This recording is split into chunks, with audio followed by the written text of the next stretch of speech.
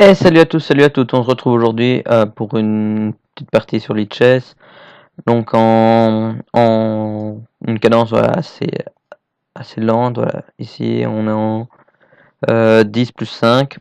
Comme ça je risque pas de tomber autant et je peux vous commenter clairement ce que je fais. Alors donc bien sûr là on va toujours partir sur l'idée de call hein, que vous commencez à connaître. Voilà comme ça. Ici cavalier F3. On va voir comment il la joue. Ok, donc ça c'est assez inhabituel. Ce qui se passe, c'est que notre fou ici sur D3 ne va pas avoir d'avenir, hein, puisqu'il va se faire bloquer. Donc je pense qu'on va directement partir voilà, sur C4 pour créer du déséquilibre de l'autre côté. Voilà, cavalier C3. On va peut-être sortir voilà, le fou sur F4. Ça, lui, c'est son bon fou, hein, donc il n'a pas spécialement envie de l'échanger contre celui-ci. Donc là, on va se retrouver là, ici avec du dame C2. Si on prend juste ceci, on peut avoir ainsi, voilà, on peut avoir un peu l'impression que ça ressemble à une Nimzo, mais il y a quand même pas mal de pièces qui ne sont pas là normalement. Alors, peut-être que nous, maintenant, on va peut-être essayer déjà de placer nos pièces sur la bonne case, sachant que ici, voilà, on obtient la flexibilité de jouer F3 en fait. Voilà, peut-être comme ça, directement F3. Ah, et ouais, il va falloir faire gaffe à la dame qui arrive ici, sur H4, mais là en fait ça ne pose pas de problème parce qu'on aura juste, je vous montre la variante, donc G3, dame H4, on a juste à pousser le pion qui est protégé. Cavalier prend, fou prend et il n'y a pas de problème. Donc je pense qu'on peut jouer F3. Voilà. Donc il n'y a pas de problème par exemple de dame H4. Parce qu'il me suffit de pousser le pion. Et donc la dame est attaquée, le cavalier aussi. Et là maintenant sur dame H4. Ah, sur dame H4, je pensais à fou G3. Le problème c'est qu'il y a ça qui tombe. Le pion est cloué dans ce sens-là et aurait été cloué comme ça. Donc j'aurais dû jouer G3. Ça aurait pu être un peu embêtant.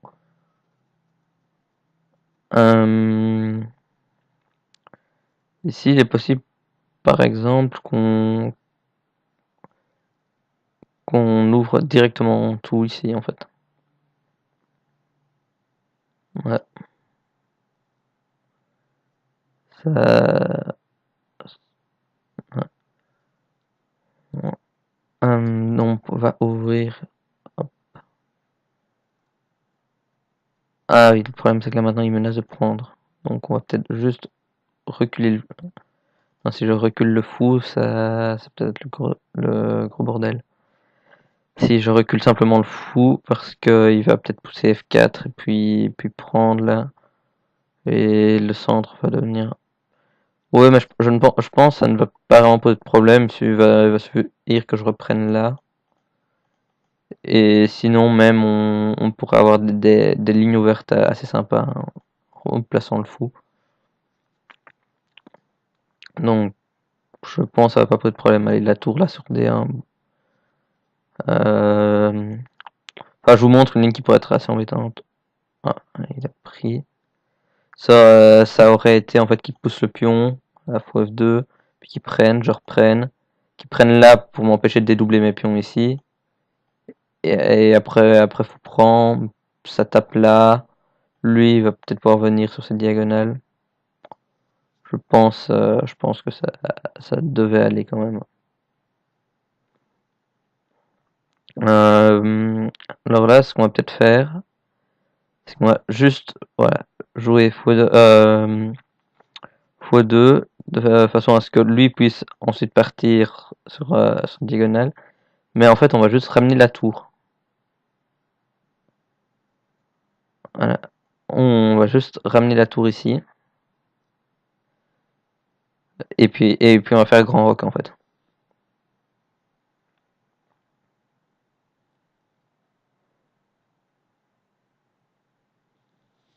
On va peut-être échanger ici.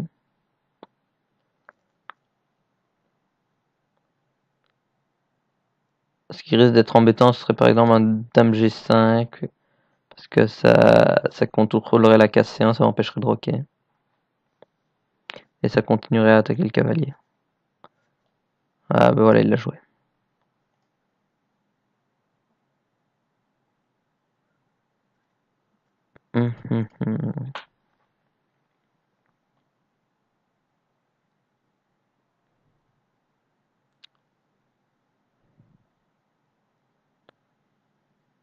Ok, alors là je pense on est obligé d'échanger la tour pour dévier soit le cavalier, soit le fou, et si voilà, s'il prenait du roi, je prenais le cavalier avec échec, je reprenais là.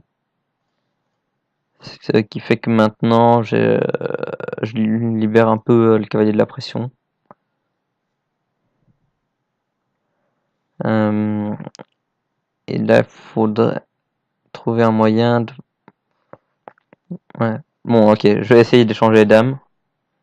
Si j'échange les dames, ce cavalier-ci n'aura plus la même pression. Voilà.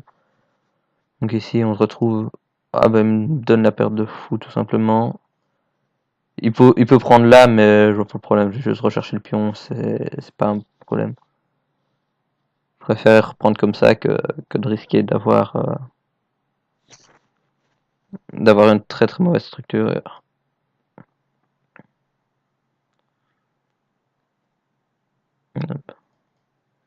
Alors là, un coup intéressant serait de jouer fou H5 en fait pour empêcher le cavalier de ressortir. Malheureusement, ça lui permettrait d'échanger son fou. Donc c'est un peu réfuté. Donc on va juste, à mon avis, on va juste replacer la tour sur une colonne où elle pourrait être utile. Il y a un monde ici où on ferme, on ferme ici, et puis on joue tour D1. Ce qui se passe, c'est qu'à mon avis, on va avoir du mal en fermant, donc il y a aussi moyen qu'on joue tour D1 directement.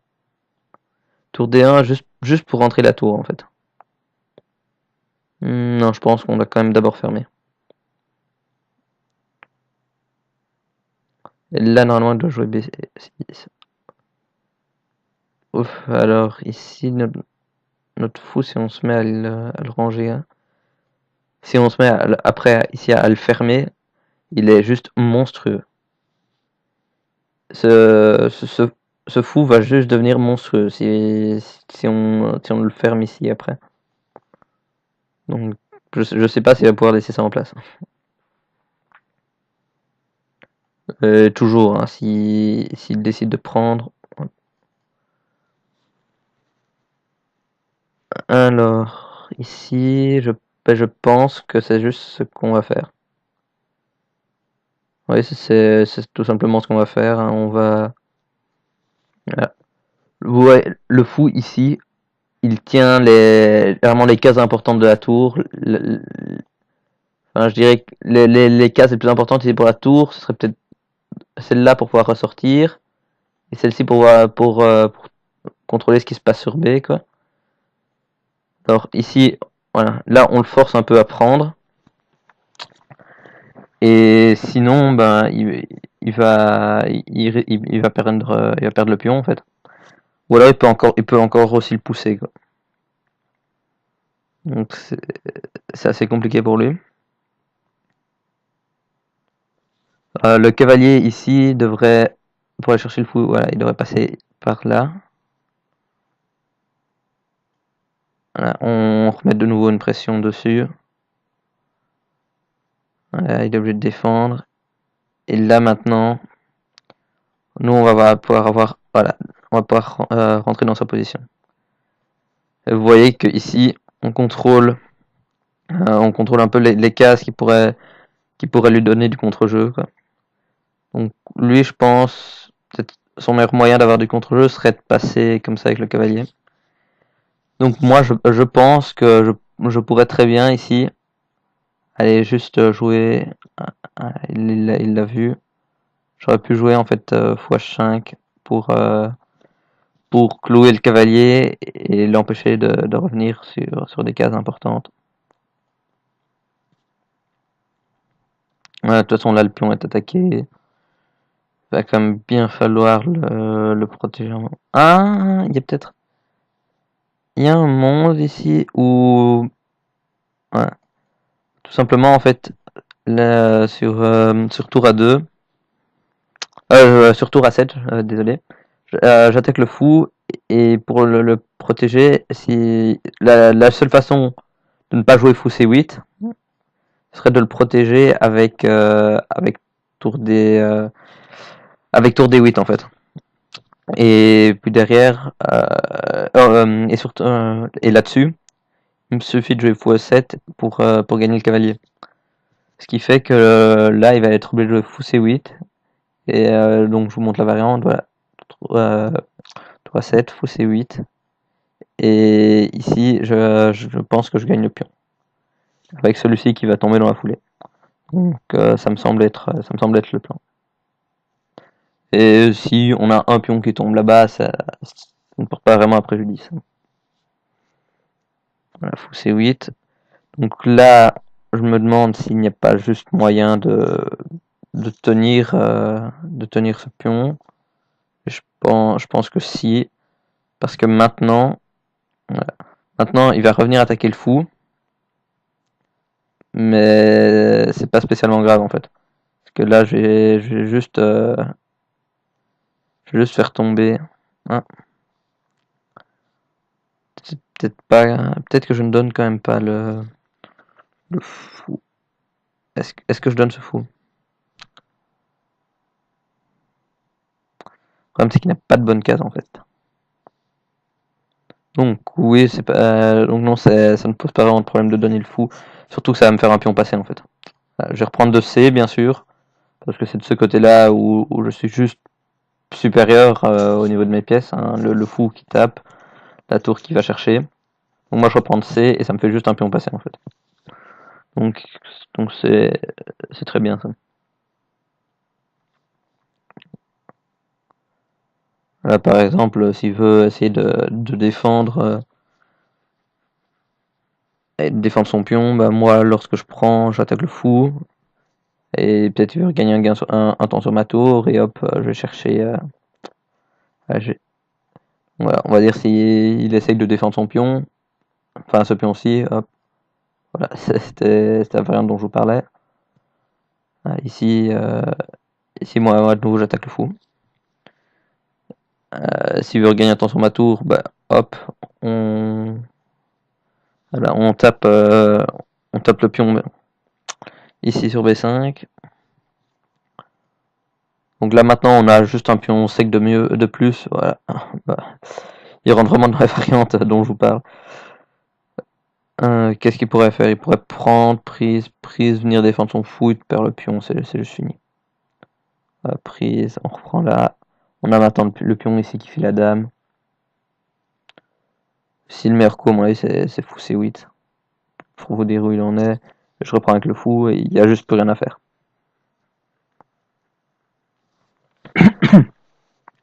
Ah oui, au passage, donc je suis désolé de ne pas avoir fait donc, de vidéo depuis à peu près une semaine, mais je ne retrouvais pas mes écouteurs.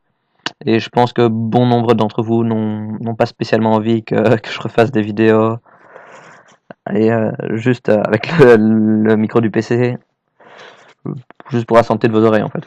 Là, je vous montre juste, voilà, on a une double menace x3 x6 x6 pour juste pour aller chercher le fou en fait. Voilà. Puisque le fou est cloué. Donc logiquement pour lui c'est plus intéressant de me donner la qualité que la pièce sèche.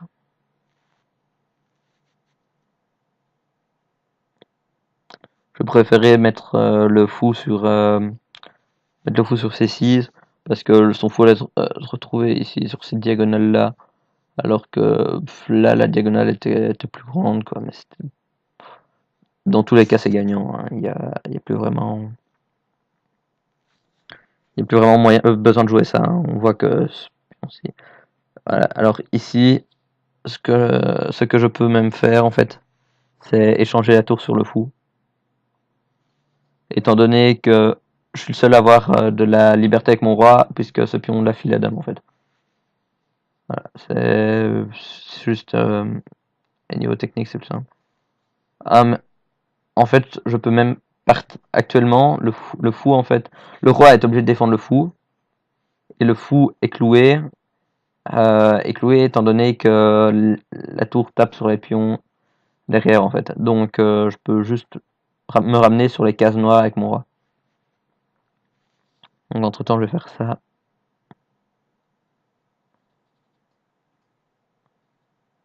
Hum, est-ce que j'ai de l'avenir par là?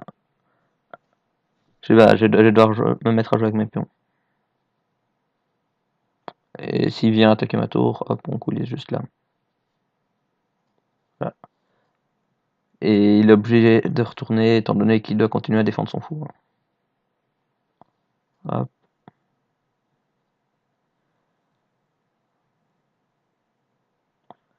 Voilà. On va peut-être essayer juste avec. Ok, il fait n'importe quoi, hein. Il me laisse le pion. De toute façon, il y avait juste plus rien à faire. Voilà, maintenant on va juste rentrer, chercher là. On a la tour qui tient voilà, toute la rangée ici. Voilà, c'était prévisible. On lui réattaque le fou et il va devoir lâcher ce pion-ci, ainsi que celui-là dans la foulée, hein. On va passer chercher. Ouais, cette partie n'a plus vraiment d'intérêt, hein. Hop. Donc déjà en prenant là, on va même menacer Matt. Voilà, il est obligé de partir avec le roi. Ah, ok, c'est Matt. Voilà, donc ça fait déjà 17 minutes de vidéo. J'espère que cette partie vous aura plu, que les commentaires en direct sont corrects. Donc, bon, comme à chaque fois où je fais des parties de cette cadence-là, je vous remontre une fois la partie et on revoit les grandes idées. Donc, on était bien sûr parti à la base sur une Zukertort, mais il a défendu avec A5, ce qui nous empêchait de mettre notre fou, j'ai coupé l'ordinateur, hein, c'est pas intéressant, notre fou sur la diagonale, ce qui fait que on est parti sur un plan plutôt sur l'aile dame. On est arrivé sur quelque chose qui ressemblait un tout petit peu ici donc à une, euh, une Nimzo indienne, mais avec tous les éléments ici en rouge en plus, hein, voilà. Donc ici on est venu rajouter, on a essayé de commencer à prendre contrôle donc des cases centrales ici avec le cavalier. Là, ici je vous montre peut-être la variante dont je vous avais parlé pendant la partie, dame h4, et il se trouve en fait sur fou g3 qui est une erreur, juste cavalier prend g3, attaque la tour, et je ne peux pas reprendre ici juste parce que la tour est en l'air, mais il y avait le coup g3, et de toute façon cavalier prend g3, fou prend g3, maintenant la dame est attaquée, voilà, ça aurait pu continuer ainsi, mais le cavalier est toujours soutenu. Et à mon avis, après probablement tour D1, et là ça doit être juste avantage blanc. Donc, je viens de perdre un écouteur. Donc voilà, dame H4 n'était pas jouable, cavalier prend C3, reprend, il recule le fou, on essaye d'ouvrir le centre. Malheureusement, on doit reculer. Une autre variante dont je vous avais parlé était celle-ci. Voilà, ça. Ici, on se retrouvait donc avec les pions doublés. comme on aurait une facilité à les dédoubler juste en prenant là, en prenant juste 2 fois ici en fait, eh bien il aurait été intéressant pour lui juste de reprendre là, mais on se serait retrouvé là dans une position ainsi, avec ce pion en fait qui n'est pas vraiment une faiblesse, étant donné que ça nous ouvre des lignes là, qu'il est difficilement attaquable. Enfin si, il y a toujours moyen d'aller le chercher, mais ça, ça aurait, voilà, ça aurait pu continuer ainsi. Peut-être que le pion allait tomber, mais on aurait eu des lignes ouvertes comme ça. Je pense que ça, clairement, ça se jouait, quoi. Et donc, de toute façon, et voilà, ici, cavalier D7 n'est pas possible, étant donné que le pion tombait. Donc, il aurait fallu peut-être stabiliser, puis jouer cavalier D7. Et moi, entre-temps, j'aurais eu le temps de jouer peut-être tour D1, un petit roc, tour D1. Et ça jouait, mais je pense pas que c'était moins bien. On va voir ce que dit le PC. Voilà, c'est que, allez, malgré ça, c'est quand même léger avantage, euh, léger avantage blanc. Donc, F prend E4, prise. Là, ça devient assez embêtant hein, parce qu'il commence à y avoir de la pression un peu partout. Peut-être que ici, fou D3 aurait été meilleur que le fou E2 que j'ai joué. Étant donné qu'il protégeait et que le tour F1 était quand même jouable. Bon, à mon avis, ça n'a pas de grande incidence. Fou E2, cavalier D7. Et là, voilà, il y avait peut-être un peu trop de pression. Donc ici, donc il y avait trop de pression tout simplement, et je ne pouvais pas prendre en fait, hein, parce que ça allait juste donner quelque chose d'assez moche comme ça. Donc c'est pour ça que je me suis empressé de jouer tour F1 afin de pouvoir prendre ici sur F8 pour dévier soit le cavalier, soit le fou. Et sur roi prend, on avait juste prise, hop, on gagnait la pièce ici. Donc c'est pour ça qu'il a repris du cavalier, qu'il ait repris du fou, ça aurait donné quelque chose d'assez. Ça aurait même été meilleur pour moi, étant donné que j'aurais pu par exemple voilà, revenir avec le cavalier sur F3 pour attaquer la dame, et il n'y avait plus de fou ici, et mon fou maintenant tenait la diagonale pour lui. Donc cavalier prend F8, dame D2. Voilà, on essaie de simplifier un peu la position. On a une paire de fous assez correcte par rapport à la sienne. Là, je pense que c'était une erreur hein, de me donner sa paire de fous, surtout qu'il garde un fou extrêmement dégueulasse. À mon avis, l'ordinateur doit donner quelque chose aux alentours de +1. On va vérifier. Ouais, voilà, ça. Voilà, exactement +1, voilà, plus 0,9. Fou D7. Là, on va essayer de mettre, étant donné que notre fou contrôle les cases, la case B8 ici, on va essayer de mettre de la pression pour mettre la pression sur ce pion B7 ici, à coup de tour B1. Et donc ici, cavalier G6, il essaie de s'en sortir avec son cavalier. Je vous avais parlé de l'idée de jouer fou H5 pour empêcher ce cavalier de ressortir. Donc là, voilà, il l'a vu, il a voulu ressortir avec son cavalier. Et tout simplement, ici, en fait, il y avait des menaces, par exemple, peut-être de pousser afin de prendre, mais maintenant mon fou, qui est super bien placé, donc l'empêche de le faire. Donc, voilà, ici, donc la tour qui est maintenant voilà, fermée. Peut-être un coup qui est envisageable de sa part a été de pousser. Voilà, moi j'aurais plus ou moins été obligé de prendre. Et puis ici tour D8. Et là la position devient vraiment pas claire. Et j'imagine ça aurait dû continuer comme ça. Prise, prise, prise. Voilà, donc là je pense que c'est un pion de plus, mais on voit que le fou tape là-bas, que sa tour commence à avoir la colonne ouverte. Et à mon avis, c'est très très compliqué à jouer. Mais à la place de ça, il a joué ici tour 8. Voilà, j'ai juste fermé sa tour. Enfin, j'ai fermé les pions ici, ce qui fermait également son fou en fait. Ici, moi, je voulais bien en fait qu'il prenne, hein, puisque maintenant j'ai ma tour qui contrôle la case B8. J'ai mon fou qui tape ici sur A7, et donc j'avais ma tour qui allait rentrer. Ça allait être splendide. Donc je pense B5 était même assez correct. A4, A6, logique. Et là, A prend B5.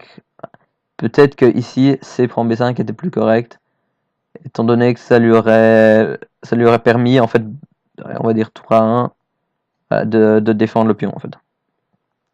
De défendre le pion et d'empêcher ma tour de rentrer. Et je pense je serais venu bloquer le pion, hein, pour l'empêcher de pousser.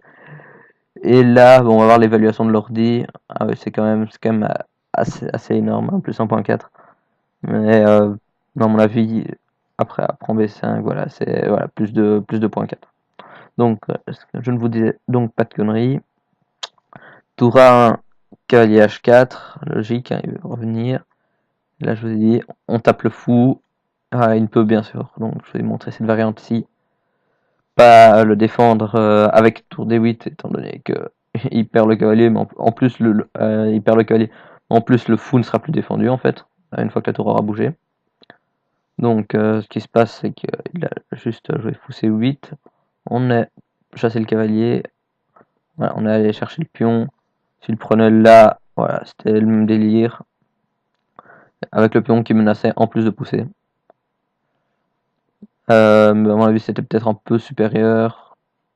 Parce que le fou pouvait arriver là. Mais c'était quand même assez mauvais quoi, pour lui.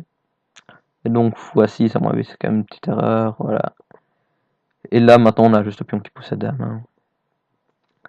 Et même sans gagner la qualité ici, vous voyez bien que ce pion-ci est juste dingue. Ça ne sert à rien. Et voilà, ici, en fait, j'aurais pu même envisager de jouer cette finale-ci, en fait. Parce que moi, mon roi a toute la liberté qu'il veut, alors que lui, il est obligé de rester voilà, dans ce rectangle-ci, voilà, pour empêcher le pion de pousser.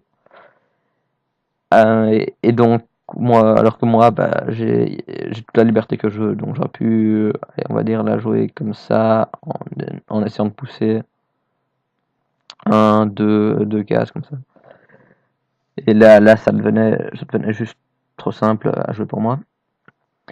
Et donc, il a joué, il a joué roi D8. Ouais, c'est moi qui ai joué roi 3. Hein. Là, vous savez, donc là, bien sûr, en fait, je l'empêchais juste de jouer quoi que ce soit, et à partir du moment où il allait pousser ses pions, il allait s'affaiblir, et là j'allais pouvoir prendre en fait. Donc puisque actuellement il y avait le clouage, s'il joue ici par exemple, il choisissait de pousser ses pions, moi ça allait me donner des cases d'entrée en fait. On va dire, ça, hop, pousser le deuxième pion, et moi ça allait probablement, voilà, maintenant il peut bouger le fou, donc on le prend. Et là maintenant, voilà, on allait peut-être pousser ce pion-ci ou autre part. Quoi. Et donc ici ça a donné. Je me rends compte que je suis à 10 minutes d'analyse en plus. Donc pour C7. Donc la fin, vous l'avez vu, hein, on va juste chercher les pions. Là il doit pas donner la pièce, mais ce qui se passe c'est que, allez, on va dire, il joue ça. Déjà là on a des menaces de maths. Donc il doit partir. Enfin, ça n'a aucun intérêt. Voilà. Ça donne ceci en fait, hein, la variante. Donc voilà. Et donc ici, on a bien vu après tout et maths. Voilà, donc j'espère que cette vidéo vous aura plu. Elle est peut-être un peu longue. Hein. Si vous voulez la recommander à quelqu'un, ne lui dites pas forcément de regarder toute l'analyse. Hein. C'est des infos supplémentaires. Et puis, comme d'habitude, c'est sympa de lâcher un petit pouce en l'air sur la vidéo. Et